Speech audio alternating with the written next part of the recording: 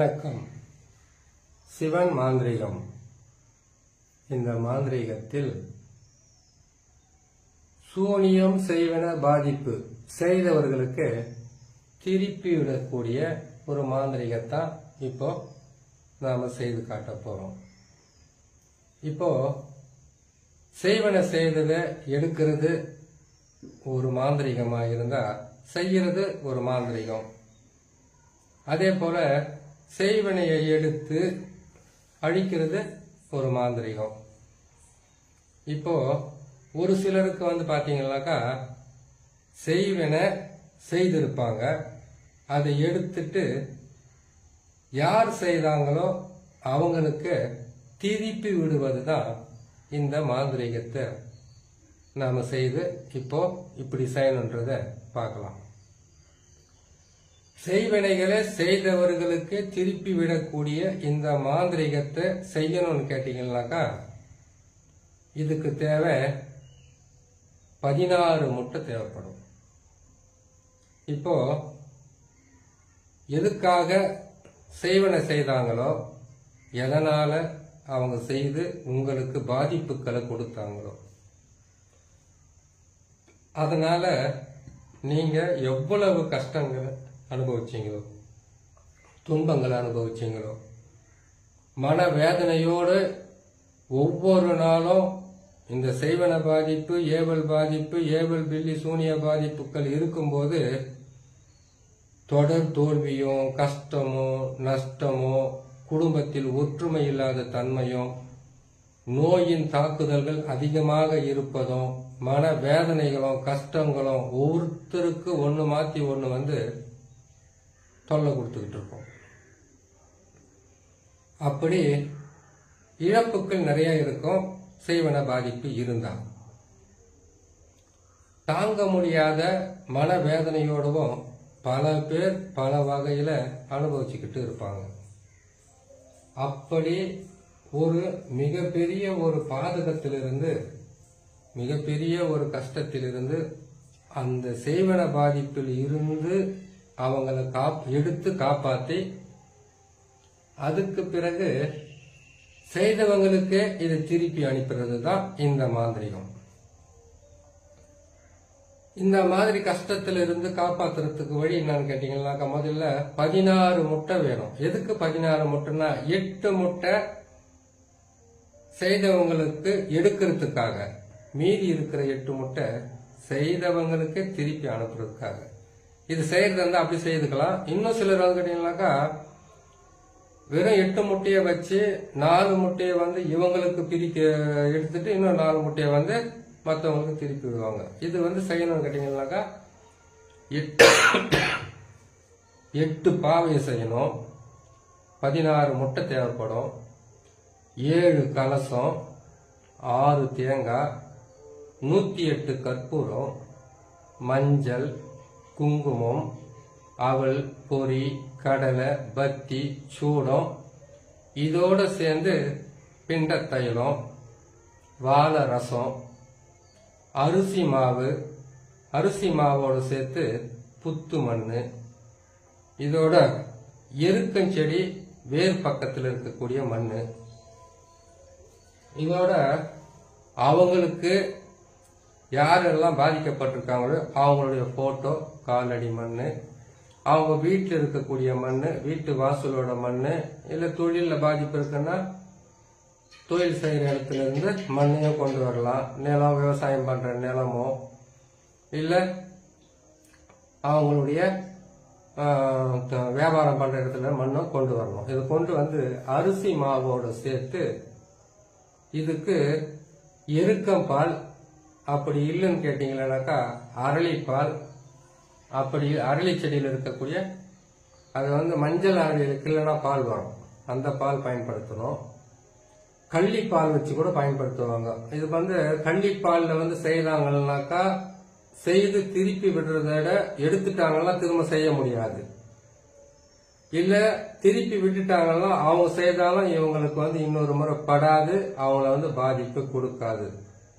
கல்லில பாத்தீங்கன்னாக்கா வட்டக்கல்லி, சதுரக்கல்லி, நீலக்கல்லின்னு பல வகையான கல்லி இருக்கு. அதுல ஏதாச்சும் ஒரு கள்ளி பால் வந்து கிலோ நிறைய பால் வரும்.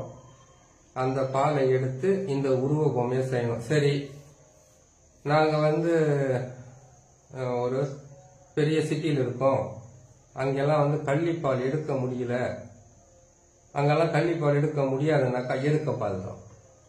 எருக்கம்பால் வந்து அந்த உருவ பொம்மையை செய்யற அளவுக்கு அந்த பால் வேணுமான்னு கேட்டீங்கன்னாக்கா அப்படி கிடையாது. நீங்க அதுல வந்து தண்ணியை ஊத்தி கூட அந்த உருவ பொம்மையை செய்யலாம். ஆனா அதோட அந்த பால் கொஞ்சம் சேர்க்கணும். சரி,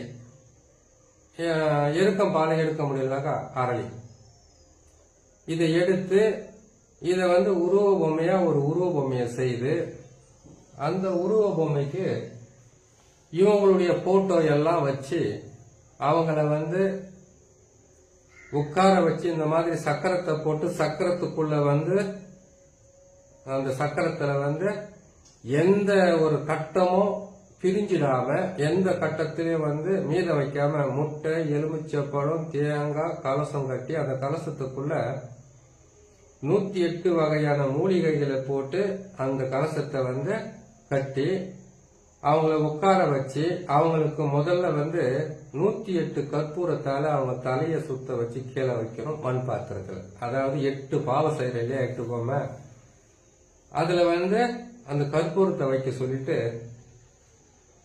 அதுக்கப்புறமா எலுமிச்சை பழத்தை சுத்தி பலி கொடுக்கணும் அவங்களுடைய உடல் உருவத்துக்கு. ஆள் இல்லைன்னா போட்டோவை வச்சு செய்திடலாம், போட்டோவை சுத்தி செய்யலாம். ரெண்டாவது, இந்த முட்டியை சுத்தி என்ன பண்ண ஒரு 8 மண் பாத்திரத்துல வந்து 8 பாவையை செய்யறோம். அவங்க வீட்டுல செய்வினை எடுத்து திருப்பி போறதுனாக்கா 4 மண் பாத்திரத்துல இருக்கக்கூடிய உருவ பொம்மைக்கு மட்டும் இவங்களுடைய போட்டோவை வச்சு இவங்க குடும்பத்தில் இருக்கக்கூடிய போட்டோவை வச்சு இல்ல இவங்களுடைய தலையை சுத்தி எடுக்கக்கூடிய கற்பூரம், எலுமிச்சை பழம், முட்டையெல்லாம் இந்த நாள்லயே வந்து நிரப்பி வச்சிடணும். மீதி இருக்கிற நாள்ல வந்து பாத்தீங்கன்னாக்கா திருப்பி விடுறதுக்காக நம்ம பயன்படுத்திக்கணும். திருப்பி விடுறதுக்கு பயன்படுத்தக்கூடியது இந்த நாளுமே வந்து எங்க புதைக்கணும்னு கேட்டீங்கன்னாக்கா இந்த இவங்களுக்கு எடுக்கிறத வந்து முச்சேந்தியில எரிச்சு அதை தண்ணியில கலக்கணும். அது தேங்கி இருக்கிற தண்ணியில கலக்க கூடாது, ஓடுற தண்ணியில கலக்கணும். திருப்பி விடுறதுன்றது வந்து பாத்தீங்கன்னாக்கா 4 மண் பாத்திரத்துல 4 பொம்மை இருக்கணும். அந்த 4 மண் பாத்திரத்துல 4 பொம்மையை வச்சு அந்த 4க்கும் உயிரூட்ட மந்திரங்களை சொல்லி அதுக்கப்புறம் அந்த எதிரிகளினுடைய பேர் தெரிஞ்சா பேர், போட்டோ தெரிஞ்சா போட்டோ, இத அதுல வைக்கணும். ஒருவேளை பேர் தெரியல, அவங்களுடைய போட்டோவும் இல்லைன்னா இவங்களுடைய குலதெய்வம் இல்ல இவங்களுக்கு எடுக்கிற ஏவல் பில்லி சூனிய அந்த மாந்திரீகத்தை பயன்படுத்தி அதை திருப்பி வர்றதுக்கு உண்டான மந்திரத்தையும் எந்திரத்தையும் செய்து அதை வந்து திருப்பி விடக்கூடிய இடம் பார்த்தீங்கன்னாக்கா சாக்கடை தண்ணி. அதாவது மோரில வந்து சாக்கடை தண்ணி போகுதுங்க இல்லையா, அதுல அப்படி இல்லைன்னா தேங்கி இருக்கக்கூடிய ஏரி, குளம், வேற ஏதாவது வந்து தேங்கி இருக்கக்கூடிய தண்ணி, அதாவது வயல்வெளியில எல்லாம் போடக்கூடாது. வயல்வெளியில போட்டா அது பெருசா வந்து அவங்களுக்கு திரும்பி போய் அவங்களுக்கு பாதகத்தை தராது.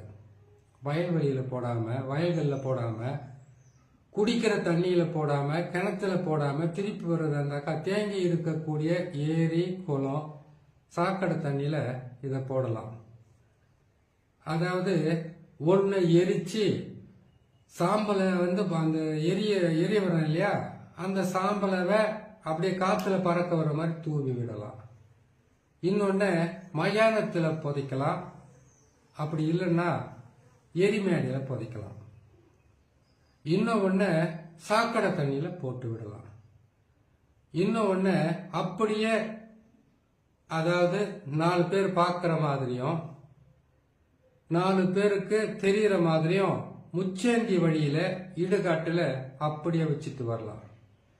இதை வச்சுட்டு வந்து அந்த ஏவல் பில்லி சூனியத்தை எடுத்து திருப்பி விட்ட இல்லையா, அந்த நபருங்க மொத்த பேரும் போயிட்டு முதல்ல குளிக்கணும். குளிச்சு அவங்களுக்கு உண்டான நீங்க கொடுத்தனுப்பி வைக்கிற தாயத்து, எந்திரம், கரு, அதுக்கப்புறம் வீட்டுக்கு கொடுக்கிற 4 பக்கமும் 4 திசையிலையும் அஷ்டபந்தனம். வீட்டுக்கு வெளியில கொடுக்கறது ஒரு அஷ்டபந்தனமா இருக்கும், வீட்டுக்கு உள்ளார வைக்கிறது ஒரு அஷ்டபந்தனமாக இருக்கும். இப்ப வீட்டுக்கு உள்ளார வைக்கிறதுன்னு கேட்டீங்கன்னாக்கா அது கலசங்கட்டி.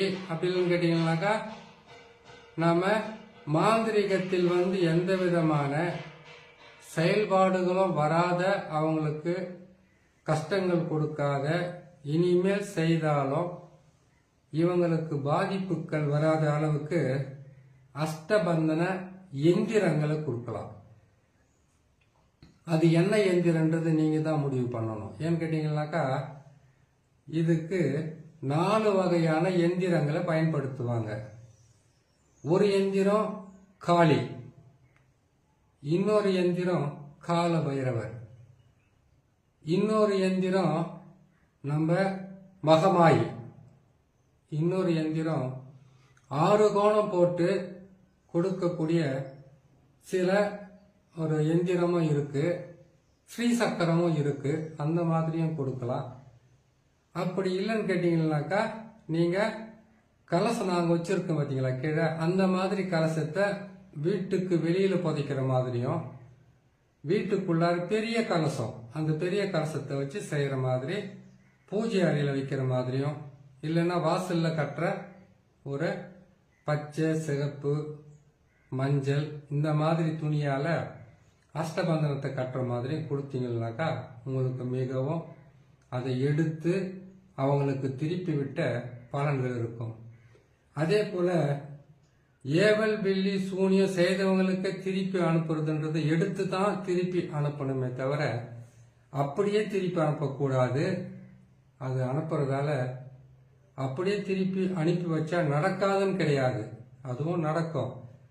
இவங்களுக்கு எடுத்து அவங்களுக்கு திருப்பி விடுறது இவங்களையும் சுத்தம் செய்த மாதிரி இருக்கும், அவங்களுக்கும் மிகவும் பாதிப்பும் பாதகத்தையும் தரக்கூடிய நிலையில் தான் இது இருக்கும்.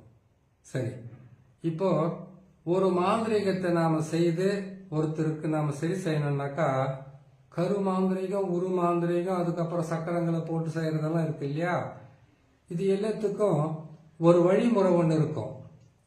நீங்க வணங்குற தெய்வங்களை மனசார நினைச்சுக்கிட்டு அதுல இருந்து நீங்க பயன்படுத்தி செய்துட்டு வந்தீங்கன்னாக்கா மிகவும் உதவியாகவும் நன்மையாகவும் இருக்குன்னு சொல்லி இன்னொரு நல்ல பதிவில் உங்களை சந்திக்கிறேன். நன்றி.